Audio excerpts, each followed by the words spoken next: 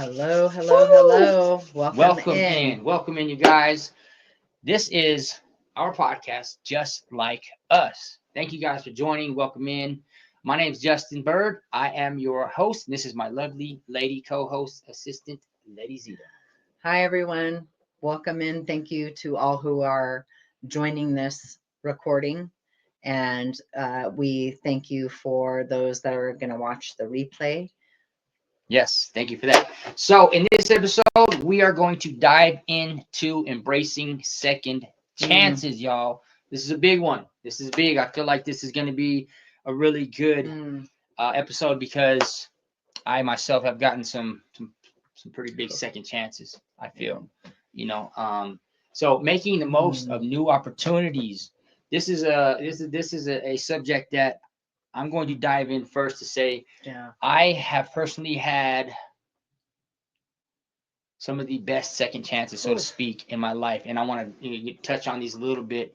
One of the first ones that I want to touch on topic is the second chance of being able to be a father. This is huge because I think this specific topic here helped change and start to structure my life for a more positive impact on not only myself but my family as well. I kind of touched on this a little bit before in one of the episodes, but having this little boy who I feel is a miracle baby in my life has really given me the chance to see what life is truly about, because I was wrapped up in addiction and substance and several other things that were not, very well for me, very good for me, so to speak. But having this little boy around, running around, and it really shows me that I have a second chance to be a better father, and I'm not going to let it slip through my fingers, y'all. I'm not. It's just something that I won't do. And second chances are like a rare but incredible, powerful thing that we can embrace and grab by the horns and just run with it. Some people don't ever have a second chance. Some people don't get the opportunity to take this second chance and make the best out of it. Right. But I myself have been able to get several second chances in different avenues of my life and different parts of my life that I have been able to take it and allow it to be part of my life. So and another subject I would like to bring up is, I had a second chance after being locked up in prison. And after being locked up, it was really it was a moment of clarity. There's so much that I gained from in there, but it started when I got out. I mean it started from within there too, but really, like, the true test was after I got out of prison, because I had a second chance at life. For all the things that I did as a young man and growing up to being an adult, there were several things that could have gotten me locked up for many years, and thank God I was able to get a second chance at life to be able to be out and flourish and not be behind bars and locked up. With that being said, what's the first thing you did when you got out of prison? Like, being that, you were in there for how long? 18 months. 18 months. Yeah, 18 months. Sitting and thinking about,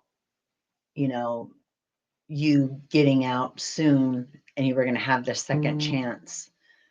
What did you want to do with that? What was the first thing that you did with that second chance? Oh, okay. Yes, that's a good question. Thank you for asking that. But so let me just say, when I was leaving prison, I made such an impact on not only the inmates in a positive way, but also the CEOs, the officers that ran the prison.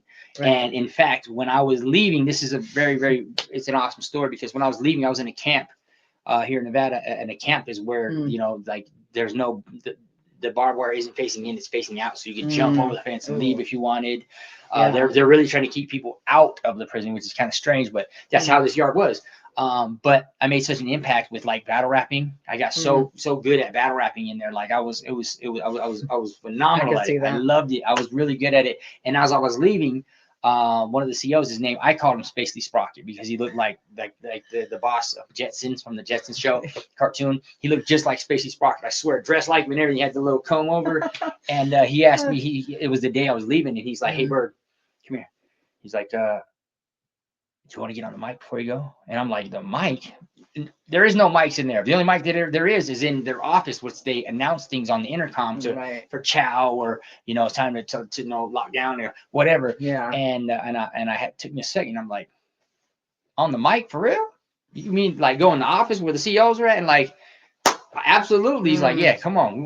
We know you're leaving. And I knew I had made an impact because everybody gathered around. It was like everybody in the units. There's 4 units, and they all and for people who know me, like, I'm a very friendly person. I'm outgoing. I'm energetic. I have a bright light, and it was really, really awesome to have him. And I was honored. And I mean, in a place like that, like, you wouldn't think that you'd be honored for anything, but I'm still living. I'm still in. I'm still living actually a really good life. Just because I was locked down doesn't mean that I was locked up. You know what I mean? In a real way. But it was powerful because it was an opportunity to go and rock the mic in prison. Like, who gets that opportunity? I've never heard of this. And there's people who can testify to this and say this really happened. Wow. And the day I left, it was really, really awesome to have the COs, the officers say, look, man, we don't want you to leave. You know what I mean? Kind of thing. It really was like, you know what I mean? Like, I got handshakes from the officers. I got like 100 hugs from people like so happy to see me going because of the impact I made and how well I did. So cool. And so, the first thing I did was I had creased up some clothes that I had been laying underneath my bed for like 6 months. I had somebody spray paint. They airbrushed like a fake Fat Farm sign, and on these, I sewed these pants super nice. I was good at a lot of stuff. So when I left, I had these creased up clothes, and I remember getting on the bus, and I was like stocked. I was like, I was super healthy. I looked really, really nice. And the first thing I did was I ate a big old meal. I ate a huge meal. Not that they didn't feel as good in there, but I was eating healthy. So I went out and got me a huge meal, and I had one of my friends pick me up from Elko, Nevada, which is like a couple hours away from Vegas. It was like 4 or 5 hours at least away from Las Vegas, where I lived. And my close friend Michael Cortez came and picked me all the way up 5 hours out just because he wanted to see me. He picked me up from Elko, and it was cool because I didn't get out of prison to nothing. I didn't get out of prison till like I had $25 that they gave me, and I had saved up $1,200. So I had $1,200 that I saved up from working out on the street. Like they let us go work out in public, cleaning up the roads and forestry stuff, fighting fires and stuff. So I had saved up $1,200, which is a lot of money in prison. You know what I mean? That I earned myself. Yeah. So I left the gate with $1,225, and my boy picked me up. You know what I mean? First I kind of bust from where I was at to the town. And it was really awesome because it was like I felt so healthy. And again, this was a second chance at life, and I was not going to let this slip through my fingers. I got out and I started doing super, super good. But my first thing I did was I got me a really good meal, and I remember laying in the grass because it was something that I had missed. I mean, we had grass there, but it wasn't like the grass like outside. You know what I mean? It's like I felt good for being able to. And again, with the camp I was at, I wasn't like locked in a room or like it was an open yard. It was like you could pretty much jump the fence and leave if you wanted. But it was just like I put myself in there, and it's my second chance here to do good. And I was what they call I was rehabilitated because I did it for myself. Right. Like legitimately, like if you want to go into prison and sit on your bunk and do nothing, you can. I wasn't going to do that. I wasn't going to be what they call a knick-knack, because a knick-knack is something you put up on a shelf and just sit there. I wasn't going to do that. Yeah. I made sure that I gave every minute back. By that, I mean, I got my high school diploma while I was in there for the second time, because I did get one as I graduated on time in high school in Henderson from a school called Basic High School. I did graduate from there. I got my diploma on stage there, but I also graduated again because I got my attendance diploma at Basic, because they had this thing called an efficiency test, or there's a proficiency exam, and I didn't pass the math one. But anyway, so I was able to graduate. I worked out like on a daily, and I like worked out, and I was really mindset for things. I mean, I was really confident in like how I was working out and things that I was doing, and like I was really focused on myself. So getting out that day was like, it was an honor to be in there and have me be able to reach the plateau and where I had gotten to, because I learned so much about myself. I was like, you know what, if I can make it like this through, like, this is like the trenches. Like being homeless is, I mean, it depends, because I mean, you could be homeless and still be in prison. And I mean that not just like, as like an analogy. I mean, like physically, you could really be out there's people who would probably kill to come into our jail system and all that's in other countries. So I'm not trying to say one's better than the other. I just want to be, be transparent that just because we're homeless or just because we're out here, like there's some people that got in prison and I was doing good in prison. I was doing good as you, I would say you can be. I mean, I had my own, things that were lonely and things that were like, but I had God. I mean, let's just be real. Like but I made the best of it. And I knew that there was a second chance for me if I made that, if I allowed this space to be able to, to keep moving forward, because in a place like that, it's easy to get stuck. It's easy to fall back. It's scary. And by scary, I mean, like, it's violently scary. There's people who are, I've seen some tragic things in there that I didn't expect to. I mean, you go to prison, you can only expect, and we can only imagine what goes on, but actually being in there and seeing and hearing and smelling and feeling, and like, it was just very scary all around. But I made sure that I stayed strong mentally. I didn't really congregate. I didn't really talk to too many people. I stayed to myself, and people knew me for working out and being on, like, doing my own thing. I didn't run with nobody. I just did my own thing. And I think that was important because I showed myself that even at a time of in a place like where you're supposed to like segregate, it's supposed to be with like your race, so to speak, or your kind, if you will. I didn't do that. Why? Because I grew up in a gang with Mexicans, blacks, whites, and for some reason it just didn't sit well with me to go behind bars and change.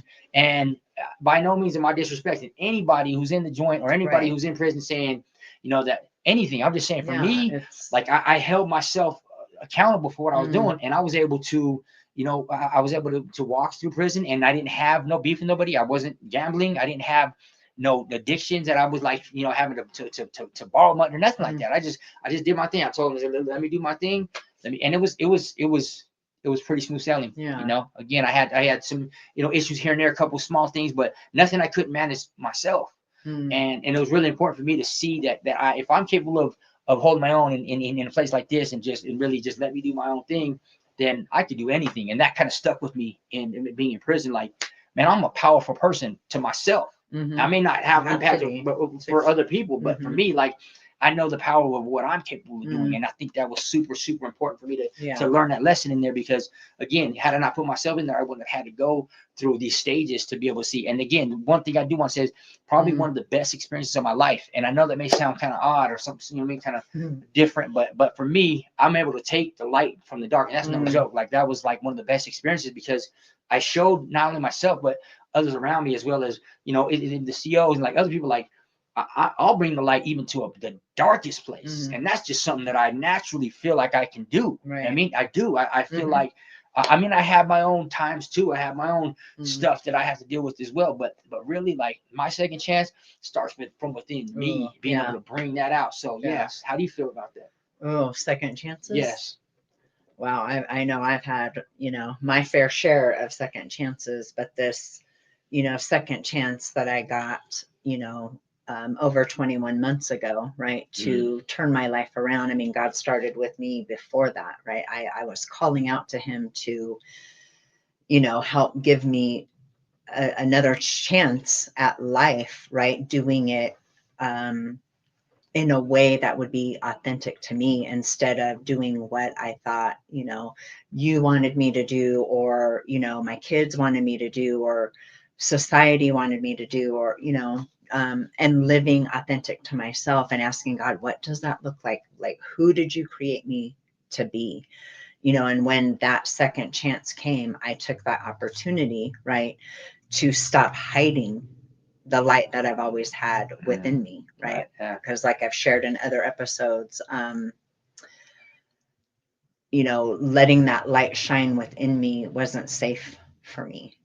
And, today I'm not that little girl anymore, right? I can keep myself safe, and God keeps me safe. And, I think shifting my mindset, to what I was in such turmoil inside. I felt so much darkness from the emotions that had been building up and building up and building up, that I, got the opportunity, to release them to God, having those conversations nightly with him, literally curled up in a ball, just crying and saying, what about this emotion, and this is happening, and why am I feeling that, and what can I do about it? Like, how does sustained happiness, what does that look like, God? Right. You know, because I wasn't like this miserable, like, woe is me, you know, all the time. I smiled even through my pain. Right. That's how I grew up, serving others. Right.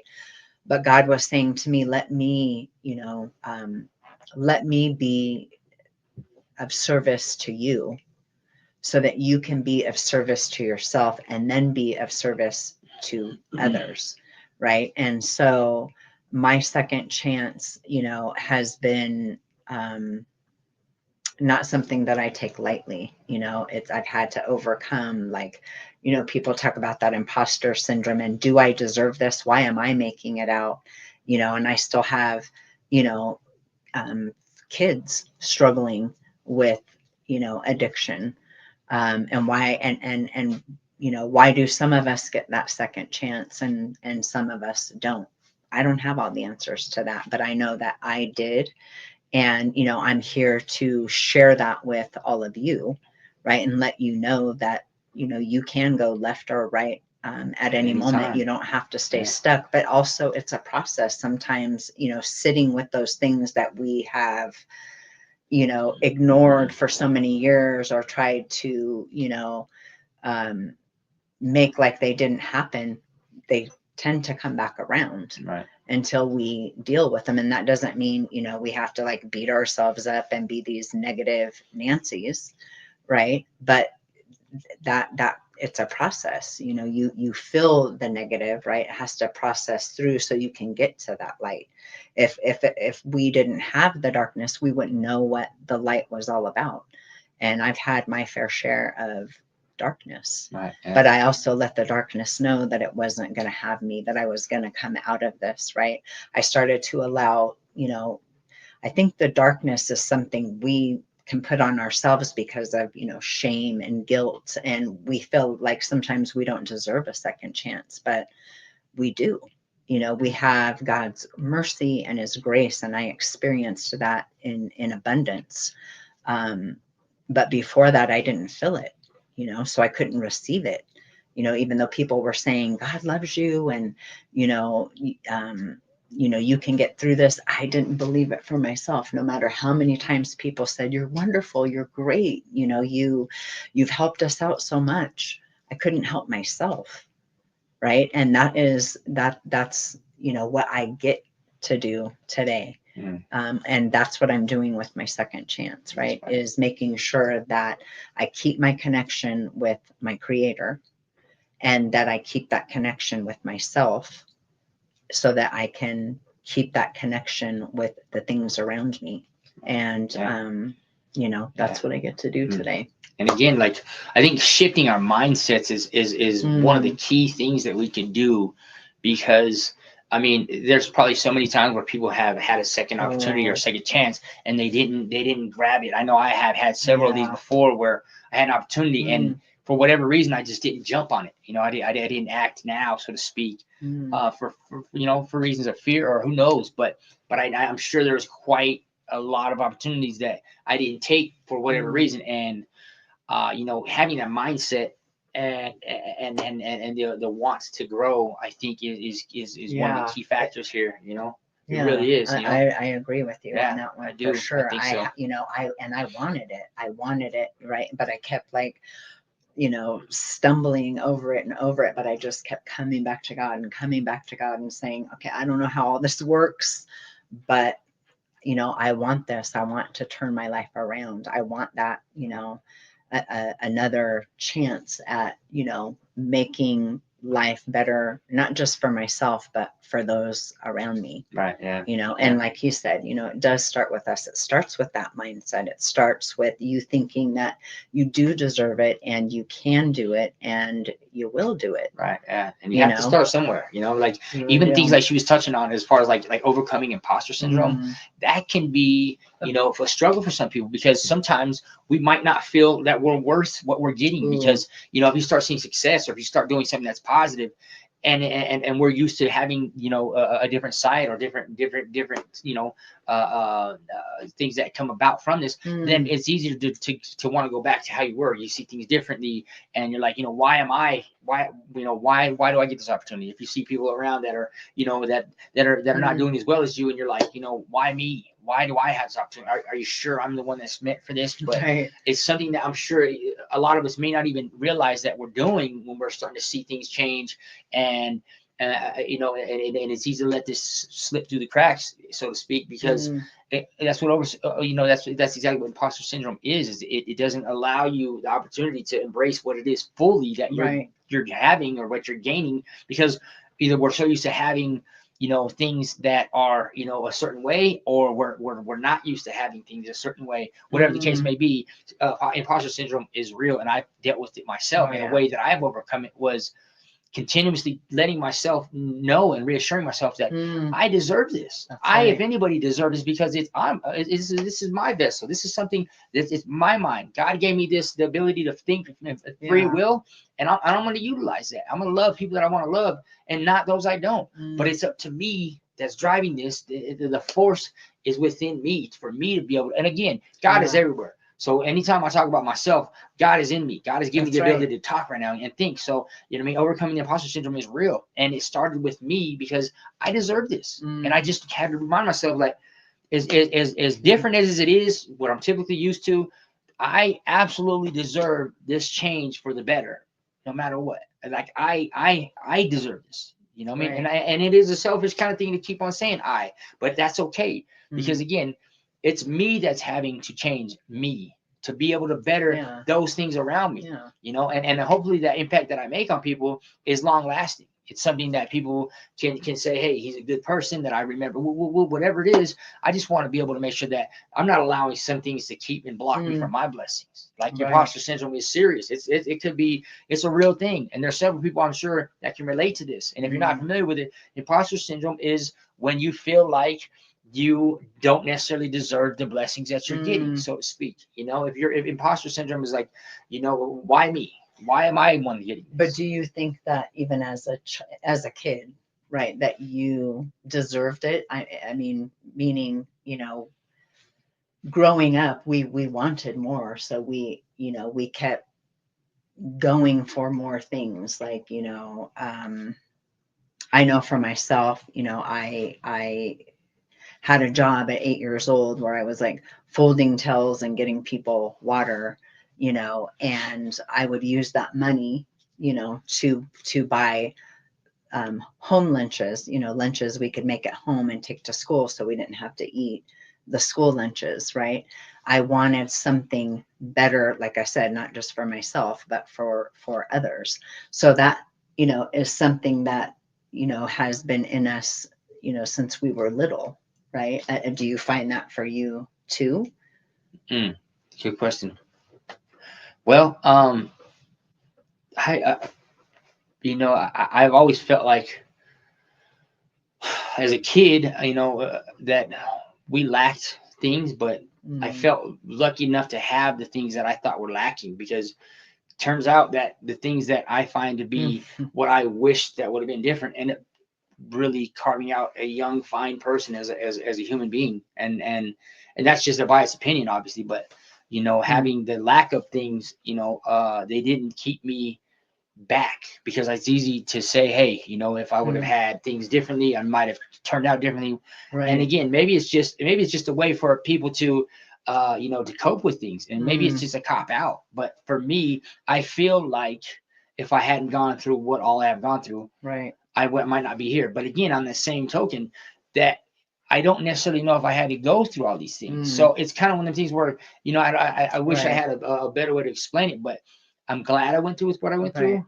But things could have been a little bit better, and some of that was out of my control as a kid. But I think that's why we get those second chances, right? To make those things better today, right? We learned what we learned from those experiences, and you know, we can take what didn't work, and you know, the lessons and the blessings that we got from those things that we went through, right? Because it made us kinder, gentler, you know, Funner, easier to be yeah, around. you know, it wasn't just, I didn't just take negative things Right. Yeah. from that, right? But that's what I used to focus on. And so this go around, this second chance that I'm getting, I'm, you know, choosing to see the good in it, right? Right. And what that can bring to me.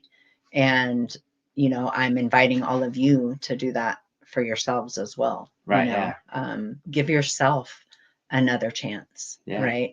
Don't wait for someone else to give it to you. Give it to yourself, because if you're waiting for someone else to give it to you, you could be waiting a very long time. Right. Yeah. You And know? also, you know, being the beacons or the lights, Mm. I think that is a good way to express how I feel about myself. I feel like I'm a light Yeah. because just in the recent past couple of days, just in yesterday and today, I have had some connections with some of my really close people, and two of my friends that are close to me Yeah. had said that me being able to impact them, inspire them, has been something that's been able to help them change what they're doing in a small but a big I way. love that. You know what I Yeah. mean? And it's That's so, in a very small way, but Mm. also in a huge way, because one of my close friends, TJ, he is he's on his 5th day now with no smoking. And one thing that I've been doing with him is been texting him every day saying, hey, you know, have you considered smoking? I got my alarm set, and so I'm his accountability partner. He didn't ask me for that, but I just decided I'm gonna be his accountability partner because I want to see him live for a long time. And if I can do it, I know he can.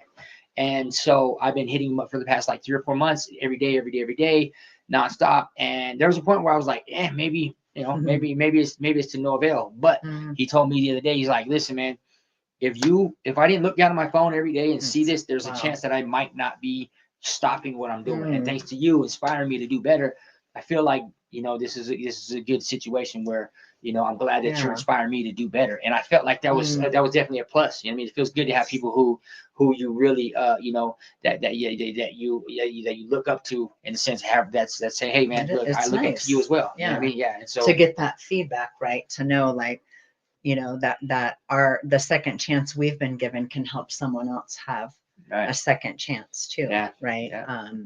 And you know, I love those conversations that I have with the people that I'm involved with, you know, telling me that I'm an inspiration, and it feels good. And that's not why I'm doing it. I'm doing it because I want a better life for me. And if it does something for you, that's like a bonus, you know? And so I just appreciate all of you that have, you know, shared with me what I've done for you and how much you appreciate it. And I know Justin does too. Like, we're so grateful, right? We're here to spark that light that is in all of us, right? And we have internal and external forces, right, that try to dim that light or tell us it's not there, right? That we have to think this certain way. And I've always known, and I know you've always known, right? It's in there. Yeah. You know, and that's how we were still able to, even in our own darkness, to be the light for other people, because we know what it's like to live in that darkness, right? Absolutely. And I am, you know, extremely grateful, right, for the second chances that I've been given, you know, for the mercy and the grace, you know, that I've been shown, and, you know, that I'm able to show to others as well. You know, like I said, it's a process. It takes looking at yourself, right? And acknowledging those dark places in yourself, right? And letting the light come in, right? Because we think, oh my God, if I let the light in, you know, but when you let the light in, it dissipates the darkness, right? It shows what's there so that you can deal with it, not to scare us, but so that we can deal with it. Because if we don't, you know, I've heard it said before, like, if you don't deal with your stuff will deal with you. It will, you know, continue to come back around. And so give yourself the chance now. You know, don't wait for your third and fourth and fifth. The time is now. Start now and give yourself a chance, because you deserve it. You know, and it starts with telling yourself that. You know, even if you don't believe it, I you know, started telling myself, I deserve this, you know, I want this, you know, and I started to do things that would give that to me, you know, and you can do it too. Yeah, You can. absolutely. You can do Yeah. this. Got to start somewhere. You know, got to start one foot in front of the other. Whatever it is you're going through, there is a will and there is a way to get through with whatever it is. Even though that seems like it's like in the worst case scenario, like my dad taught me this one time when we were homeless. He said, no matter how bad you think you have it, it can always be worse. As we're pointing at in our van, as we were living in our van, and we're pointing out in the grass, and he said, you know, no matter what you're going through, it can always be worse. As I was really, you know, like I was sad for being in this van, but there's people with sleeping bags walking through the park, and that could be us. So, you know, we all have an opportunity to do better for ourselves because nobody's going to do it for us like us. So let's make sure that we make the right moves and start strategically, you know, planning for our future, because there's people that are depending on you, whether you know it or not. There's people that are in the future looking for you in the future for what you've done for them that we need to step up for. You know, and first and foremost, we need to step up for ourselves. That's right. God gave us this vessel. God gave us this planet. God gave us the option and opportunity to be around one another, to inhale the air and to be able to put our feet in the grass. And let's take advantage of that to the fullest. You know, there's so much things to gain together, and there's so much to lose apart, you know. So let's stick together for whatever we're doing. Make sure that we hold each other accountable, lift each other up, love on one another, you know. And there's nothing wrong with loving people, you know. There's already enough hatred and enough negativity in the world. It's time to start impacting each other with like the most positive things that we can do, and that's starting with love. I love you guys, and when I say that, I mean it. If you guys see me, you know me. If you see me in person, even if you don't know me, I'm telling you I love you, because I do. And on that note, you know, we just want to thank you guys for joining us and being a part of this, and we look forward to the next time. So thanks you guys for joining us, and on the next one we will be, I want to say we're discussing something awesome. And it's overcoming shame, I believe. Stay tuned. We love you guys, and until next time. Just real quick, you can also catch our episodes on Spotify under Just Like Us. JUSLIKEUS. So yes. So, thank you again so much, everyone, for joining us. We love you, and stay blessed. Peace. Peace.